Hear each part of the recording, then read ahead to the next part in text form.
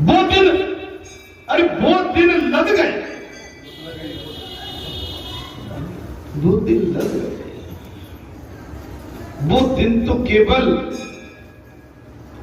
संसारी थे और ये दिन अब हमारे आनंद के, भगवान से मिलन के। ओरे जोगिया उस जोगी से मिलन के, ओरे जोगिया उस जोगी से मिलन के। सर ये संसार के मिलन तो कोई मिलन में मिलन है, ये तो केवल हमें पीड़ा देते। संसार दिखने में अच्छा, समझने में सोचने में अच्छा, लेकिन संसार पीड़ा बहुत देता, बहुत देता। संसारी जीव से बात नहीं करो तो परेशानी, और बात कर बैठो तो परेशानी, बात में से बात निकल पड़ी तो परेशानी। संसार में तो बात में से बात में परेशानी है, और संसार को त्याग कर भगवान से मिलन में माने ये संसार की सारी बातें बेकार है। उद्धव जी मेरी स्थिति इस समय ऐसी हो गई है। कैसी महाराज, कैसी हो गई है? मैं अपने कंधों पर बिठाकर उसे घुमा रहा हूं। उद्धव जी कई बार मुझे लगता है कि कन्हैया मेरी गोद में बैठा और मैं खिला रहा हूं, मेरी दाढ़ी खींच रहा है।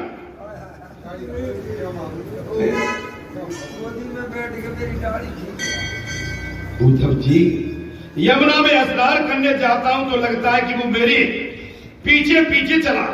उद्धव जी मैं उसे अपने कन्नों पर बिठाकर घुमाता था, सो मुझे कई बार आवाज होता है कि वो मेरे कन्नों पर बैठा हुआ। देखिए नंद बाबा ने व्याख्या कितनी गजब की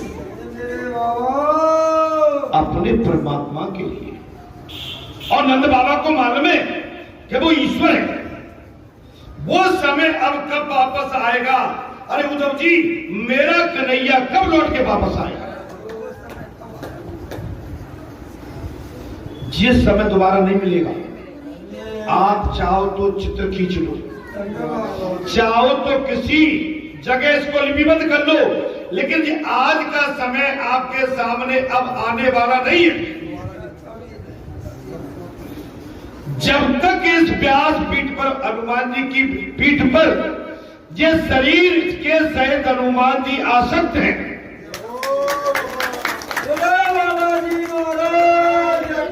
आसीन है, ये समय दोबारा नहीं आने वाला। दर्शनार्थी आएंगे, दर्शन करेंगे, भीड़ बहुत उमड़ेगी, लेकिन ये शरीर और ये वाणी आपको नहीं मिलेगी। मैं आपकी नहीं और मैं आपके लिए भी कह रहा, न ये भक्त होंगे न ये समय होगा, यादें रह जाती हैं। आज मथुरा की, आज वृंदावन की, गोकुल की, अयोध्या की यादें तो रहेंगी। भगवान उस आंगन में खेलते होंगे, वो प्रजा कितनी भाग्यवान होगी कि जिनके साथ भगवान स्वयं खेलते। आज आपका भी इतिहास बनेगा।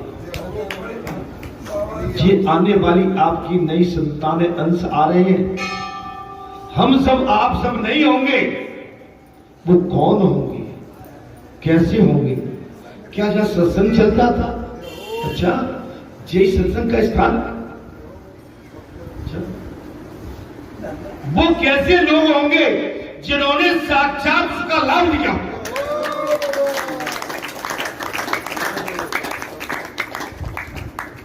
जी याद ले जा, इतिहास बन जाता है। आज नंद बाबा जो कह रहे हैं ये समय दोबारा लौट के नहीं आएगा। महाराज वापस मेरा कन्हैया कब लौटेगा? उसने कंस जैसा राक्षस का वध तो किया, सो लोग उसे ईश्वर मानते हैं।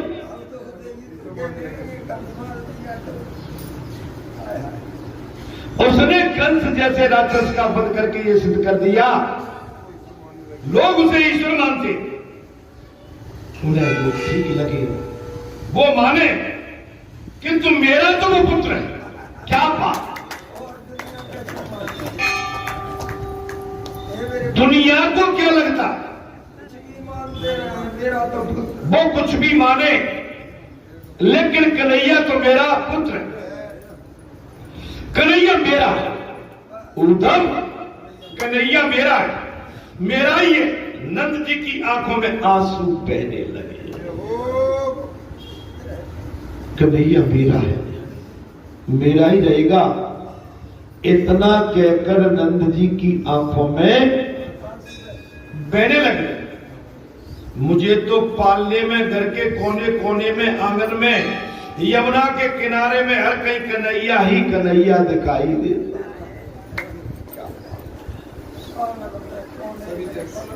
घर के सारे कोने में, आंगन में, यमुना के किनारे में, पालने में, उद्धव जी मुझे केवल कन्हैया दिखाई देता है।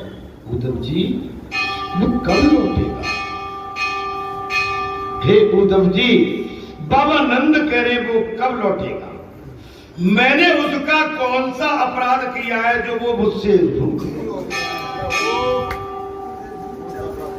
मैंने कौन सा ऐसा अपराध किया है जो रूठ गया है? उद्धव जी, वासुदेव से कहना कि कन्हैया उन्हीं का पुत्र है। क्या वासुदेव से जाके जी कह देना वो कन्हैया को अपना पुत्र नहीं समझने लगे। उद्धव उनको यही कहना कि कन्हैया वासुदेव का नहीं, नंद का पुत्र है। और ये भी कह देना मैं उनका दास हूं, मैं उनका दास हूं। लाला से कहना कि उसकी माता सारा दिन रोती रहती है कि उद्धव मेरे लाला से जी जाके कहना उसकी माता दिन रात रोती रहती है। वो जब यहां था तो माता को मना लेता था। उद्धव जब यहां पर वो लाला था ना, माता जसोदा कभी रोने लगती थी, उसके आंखों से आंसू टपकने लगते थे। वो अपनी माता को मना लेता था, अपने हाथों से उसके आंसू पोंछ दिया करता था। अब उसे कौन मनाएगा? इतना जरूर कह देना उसकी मां को, अब कौन मनाएगा? नंद जी इतना बोलते बोलते तो व्याकुल हो गए। उद्धव जी उलझन में पड़ गए, मैं इन्हें क्या उपदेश? जब नंद बाबा का भगवान कन्हैया के प्रति इतना समर्पित भाव देखा तो उद्धव जी इसको सुनते सुनते स्वयं उलझन में पड़ के पागल हो गए। मैं अब इनको कौन सा उपदेश दूं? इन्हें तो हर कहीं श्री कृष्ण दिखाई देता है, इन्हें तो सबको हर जगह श्री कृष्ण दिखाई देते हैं। पलने में, घर में, आंगन में, वन में, जमुना के किनारे, कदम की डाली पर श्री कृष्ण के ही दर्शन करते हैं। नंद जी ब्रह्म की सर्वव्यापकता का उपदेश होकर भी वैसा अनुभव आज तक मैं नहीं कर पाया।